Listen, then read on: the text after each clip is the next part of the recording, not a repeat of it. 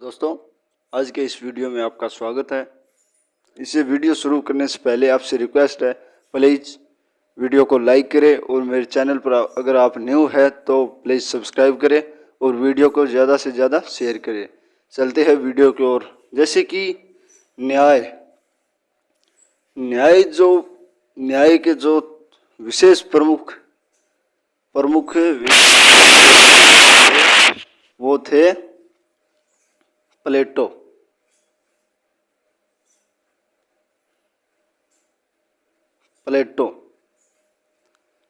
प्लेटो कौन थे?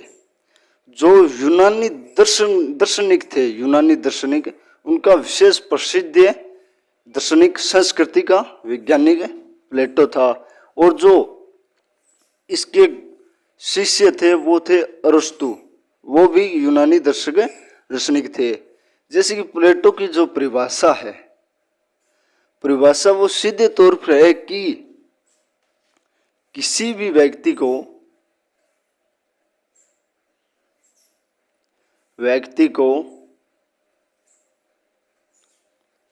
अपने निर्दिष्ट कार्य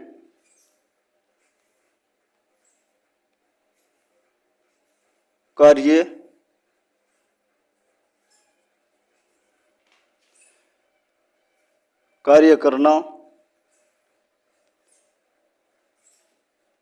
और किसी दूसरे के कार्य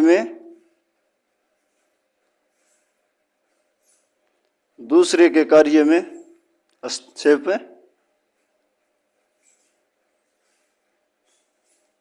नहीं करना।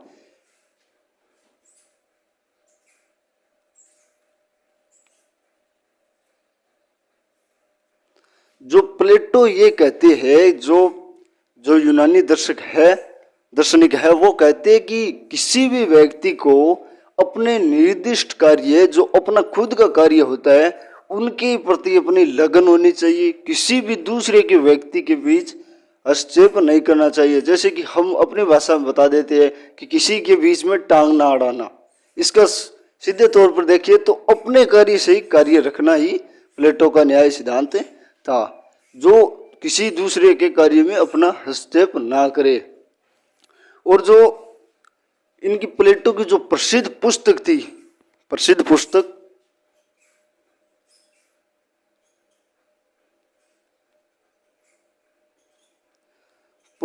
वो थी रिपब्लिक।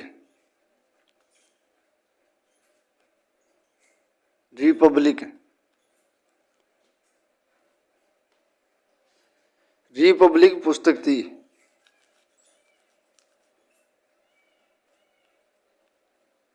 रिपब्लिक पुस्तक प्रसिद्ध पुस्तक प्लेटो की थी। किसकी?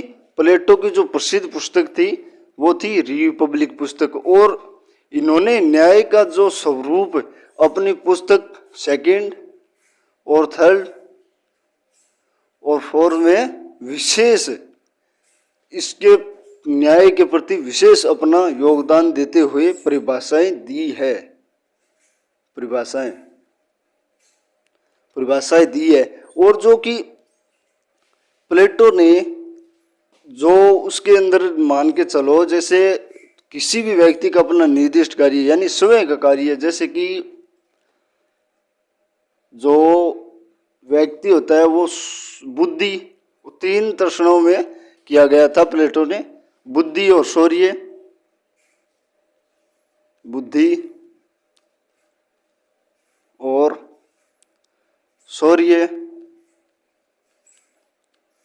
और तृष्णा।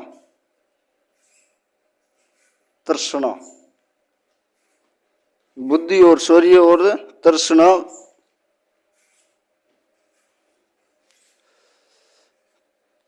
विशेष, जो कि प्लेटो ने अपने न्याय में कहा है कि जो व्यक्ति होता है वो बुद्धि और शौर्य और तृष्णा के अनुसार ही अपना कार्य करे। यानी जो जिसके अंदर बुद्धि होगी, बुद्धि जैसे मेरे अंदर पढ़ाने की है उसी प्रकार, और शौर्य मैं अपने को पढ़ाने लायक समझ रहा हूँ, मुझे कि मैं इस काम के लिए लायक बन सकता हूं। और तृष्णा वो होती है किसी काम को करने में लालसा या प्रेरित होना। और जैसे कि जो बुद्धि के अंदर है, बुद्धि के अंदर आता है, वो मान के चलो राजा महाराजा आ गए, राजा महाराजा बनना।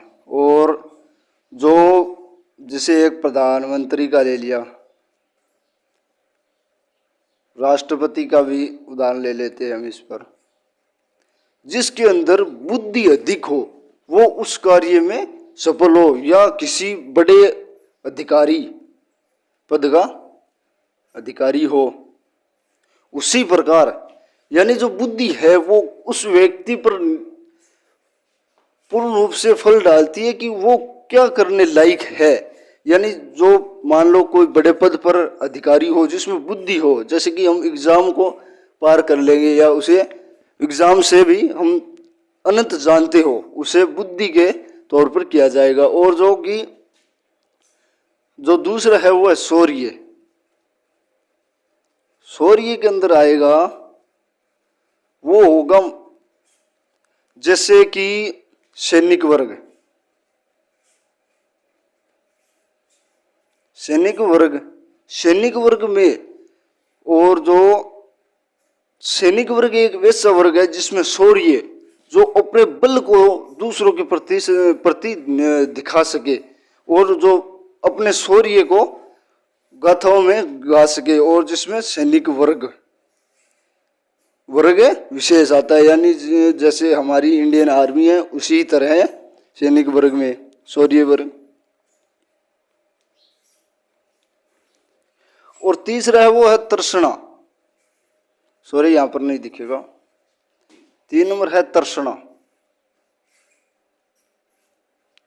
जो तृष्णा के अंदर मान के चलो कि तृष्णा में वो शब्द वो आएंगे जैसे कि किसी उत्पादन या किसी मान लो अलग तृष्णा, यानी किसी जैसे उसके अंदर मान लेते हैं किसी उत्पादन, जैसे किसान विशेष उत्पादन होता है तृष्णा, और किसी फैक्ट्री का निर्माण करना या फैक्ट्री का मालिक, फैक्ट्री न्यू निर्माण करना, फैक्ट्री बनाना। उसी प्रकार प्लेटो ने व्यक्ति को अपने जो निर्दिष्ट कार्य होते हैं और किसी दूसरे काम में हस्तक्षेप नहीं करना, और जो उनकी पुस्तक थी, किसकी, प्लेटो की पुस्तक थी, वो रिपब्लिक पुस्तक थी। यानी ऐसे क्वेश्चन आ सकते हैं एग्जाम में कि रिपब्लिक पुस्तक के लेखक या रचयिता कौन थे, तो कौन थे, प्लेटो। प्लेटो के शिष्य कौन थे शिष्य, अरस्तु प्लेटो के शिष्य थे। इसके बारे में हम आगे चर्चा करेंगे। इस प्रकार जो बुद्धि, जो 3 तत्व बताए थे किसने, प्लेटो ने, बुद्धि, शौर्य और तृष्णा। उसी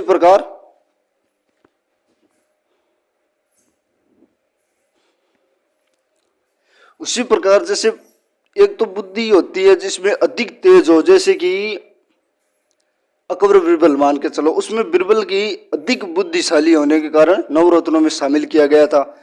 और जो शौर्य होती है जिसमें बल हो, साहस हो उस काम के लिए करने के प्रति, उसे सैनिक वर्ग में शामिल किया जाता है। और जो तृष्णा होती है वो मान के चलो कुछ अलग करने में ही तृष्णा हो, उत्पादन, फैक्ट्री या अनेक सी निर्माण करने में। और अगला है वो है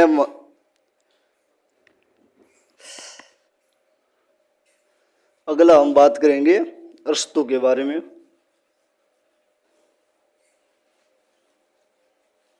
प्लीज वीडियो को लाइक करें और चैनल को हमारे अगर न्यू है आप तो सब्सक्राइब भी करें, और वीडियो को ज़्यादा से ज़्यादा शेयर करें, जिससे कि मेरी मेहनत है उस पर जो फल, ज़्यादा तो नहीं, कुछ फल तो मिलेगा मुझे, लेकिन मेहनत करने से ही फल मिलता है। जैसे कि बीच के अंदर एक बात बता देता हूँ आपको, कल आज मैंने सुबह ही देखा था एक स्टेटस पर कि बेरोजगार क्यों है। कोई बता सकता है बेरोजगार क्यों है? बेरोजगार मेन शब्द बेरोजगार का ये होता है कि कोई काम नहीं आना हमें। बेरोजगार क्यों है? गवर्नमेंट तो जॉब नहीं देगी आपको, और नहीं मिलती, मेहनत बहुत करनी पड़ती है। 100 में से 10% ही जॉब है, वो भी है नहीं। ओनली 5% ही, 100 के अंदर 5% ही जॉब है गवर्नमेंट। ये है, जैसे कि बीच में बताना तो नहीं चाहिए लेकिन बता देता हूं, बेरोजगार यानी किसी भी व्यक्ति को कुछ भी कार्य ना आए, जैसे कि उसे बालों की कटिंग भी नहीं करनी आती और किसी काम भी नहीं करता, पूरे दिन आलसा रहता है या सूता रहता है, उसको तो बेरोजगार ही कहेंगे भाई। ऐसे तो नहीं है गवर्नमेंट वाले आकर उसे जॉब दे देंगे, ऐसा नहीं है। किसी काम को करने के लिए मेहनत करनी ही पड़ती है। अब बात करते हैं हम जो अरस्तु है उनके बारे में। 2 नंबर अरस्तु। अरस्तु कौन थे? प्लेटो के शिष्य। प्लेटो के शिष्य कौन? अरस्तु प्लेटो के शिष्य थे। शिष्य किसके? प्लेटो के। और जो इस अरस्तु ने अपनी जो न्याय की अवधारणा बताई थी वो थी कि जो व्यक्ति होता है उसकी योग्यता के अनुसार ही उसे जो प्रावधान या जो सरकार से लाभ मिलता है वो ही मिले। योग्यता के बगैर अब किस प्रकार, जैसे कि हम मान लेते हैं जो प्रधानमंत्री होता है उसकी सैलरी अलग है और जो नीचे से नीचे दिया जाती है, तो मान के चलो एक जो पुलिस इंस्पेक्टर होता है, मान लो हवलदार, उनकी वेतन अलग होता है और राष्ट्रपति का वेतन भी अलग होता है। उसी प्रकार अरस्तु ने भी जो न्याय की अवधारणा बताई थी वो बताई उसके व्यक्ति की योग्यता के अनुसार ही न्याय की अवधारणा होनी चाहिए। किसके अनुसार? न्याय की। किसने? अरस्तु ने बताया था। जैसे व्यक्ति के योग्यता के अनुसार, व्यक्ति की योग्यता के अनुसार, योग्यता के अनुसार। प्लीज वीडियो को लाइक करें और शेयर भी करें, और अगर आप न्यू है तो सब्सक्राइब कीजिए प्लीज जल्दी से जल्दी। और जो व्यक्ति की योग्यता के अनुसार ही अरस्तु ने न्याय की अवधारणा दी। किसकी? न्याय की अवधारणा दी। और जैसे कि वितरणात्मक, अरस्तु ने 2 न्याय की अवधारणा बताई। एक थी वितरणात्मक, वितरणात्मक न्याय।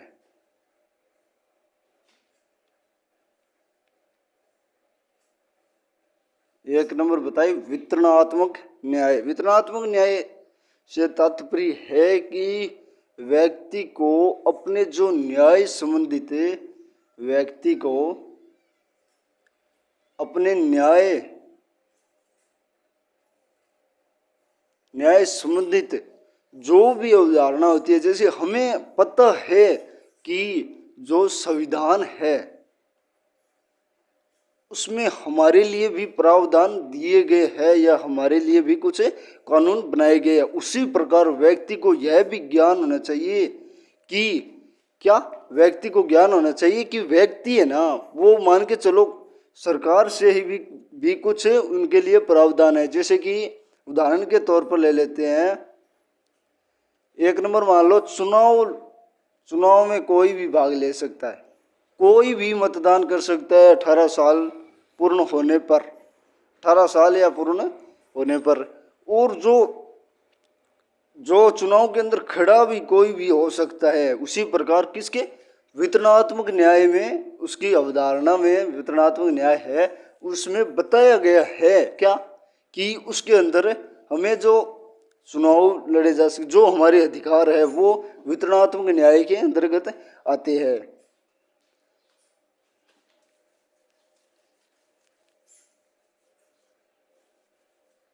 और जो अगला है, जैसे वितरणात्मक न्याय के अंदर व्यक्ति की जो अनेक अनेक प्रावधान जो वितरणात्मक जो अलग अलग रूप से हो या संविधान के अंतर्गत है, उसे वितरणात्मक न्याय की अवधारणा या वितरणात्मक न्याय में शामिल किया गया। जिसमें 2 नंबर है वो है सुधारात्मक न्याय।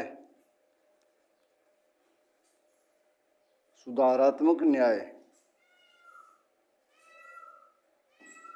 सुधारात्मक न्याय में अरस्तू ने बताया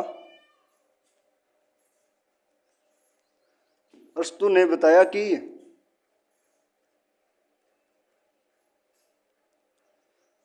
बाद में गलती ना हो जाए। अरस्तू ने बताया कि जो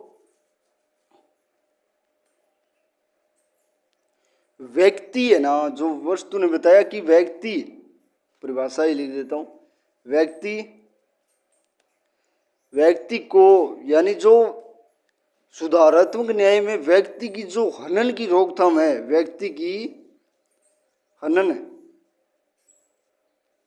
हनन की जो रोकथाम है वो किसी अन्य व्यक्तियों द्वारा की जाए।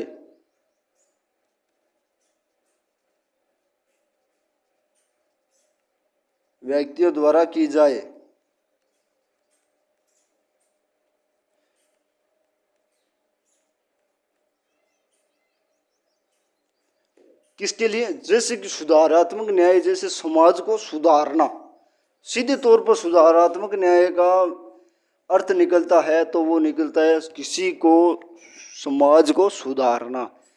वो किसी प्रकार भी सुधारा जा सकता है, ऐसे नहीं कि कोई कानून, वो कानून भी के तौर पर भी सुधारा जा सकता है। जो मान लो किसी अत्याचार हो रहा है, किसी व्यक्ति पर अत्याचार होना, किसी व्यक्ति पर अत्याचार हो रहा है, तो वो व्यक्ति किसी के दबाव से अपना, मान लो वो जो होता है ना, उसे फिल्मों में देखते हैं कि मुंह नहीं खोलेगा, किसी के दबाव से मुंह ना खोलना। उसी प्रकार मान लो हमने देख लिया कि उस पर व्यक्ति पर अत्याचार हो रहे हैं, तो हम पत्र के द्वारा या किसी के भी मान लो न्याय में जाकर या कंप्लेंट कर जो एप्लीकेशन होती है उसके द्वारा उस व्यक्ति की जो रोकथाम के लिए, अत्याचार को रोकने के लिए हम एप्लीकेशन लगा सकते हैं। लेकिन वो सच होनी चाहिए, उसके अंदर कोई फर्जीवाड़ा या कानून के विरुद्ध उल्लंघन नहीं होना चाहिए, उल्लंघन। उसी प्रकार जैसे मान ले किसी जो कंपनी है, जैसे कि यहाँ पर दिख रहा होगा कंपनी है, उसमें फर्जीवाड़ा हो रहा है,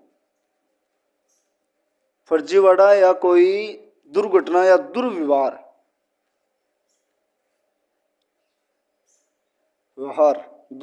हो रहा है, तो उसके अंदर हम मान लो किसी ने देखे जाने पर हम उस पर कार्रवाई की जा सकती है। वो किसके द्वारा? रोकथाम और जो सुधारात्मक न्याय है उनके द्वारा। जैसे सीधे तौर पर कह देते हैं कि अगर किसी भी व्यक्ति के हनन हो रहा है तो हम उसके प्रति मान लो किसी, जैसे कि मान लो चलो ये सवा के अंदर हो रहा है, मकान जो है वो मान के वो गवर्नमेंट के जमीन पर है, उसी प्रकार अगर वो तो उनकी है, अगर कोई और मान लो फर्जीवाड़ा कागज बनाकर उस पर अपना हक जमाए तो हम उसके प्रति कंप्लेंट या एप्लीकेशन लगा सकते हैं। उसी प्रकार अरस्तु और प्लेटो ने न्याय को विशेष योगदान देते हुए यूनानी दार्शनिक थे। कौन?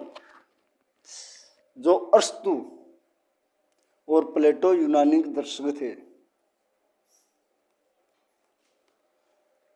और जैसे कि इस प्रकार न्याय का हमने इस वीडियो के अंदर पूरा लगभग, मैंने तो कुछ भी नहीं छोड़ा है, न्याय की जो अवधारणा है उनके बारे में, न्याय के अंदर जो प्लेटो और अरस्तु थे और प्लेटो ने अपनी जो परिभाषाएं दी कि किसी काम को करने में व्यक्ति की जो शौर्य बल गाथाएं जैसे व्यक्ति महान होता है उसी प्रकार लिखे जाते हैं, उनके उसी योगदान व जो योग्यता होती है उसके प्रति ही उसे जो योग्यता मिलती है वैसे ही मिली। और वितरणात्मक न्याय में व्यक्ति की जो न्याय की अवधारणा है उसके अनुसार, और जो सुधारात्मक न्याय समाज को सुधारना या किसी काम के गलत हो रहा है तो उसे हम सही तरीके से करें। उसी प्रकार हमारे अगले वीडियो के लिए मेरे चैनल को सब्सक्राइब करें और ज़्यादा से ज़्यादा शेयर करें, जिससे कि हम जो मेरा जो लक्ष्य है वो पूर्ण हो सके और आप एग्ज़ाम की भी बहुत ज़्यादा तैयारी करें। और इसी के साथ वीडियो समाप्त। धन्यवाद पूरा वीडियो देखने के लिए। अगले वीडियो को लाइक करें और शेयर भी करें, प्लीज़ सब्सक्राइब ज़रूर करना।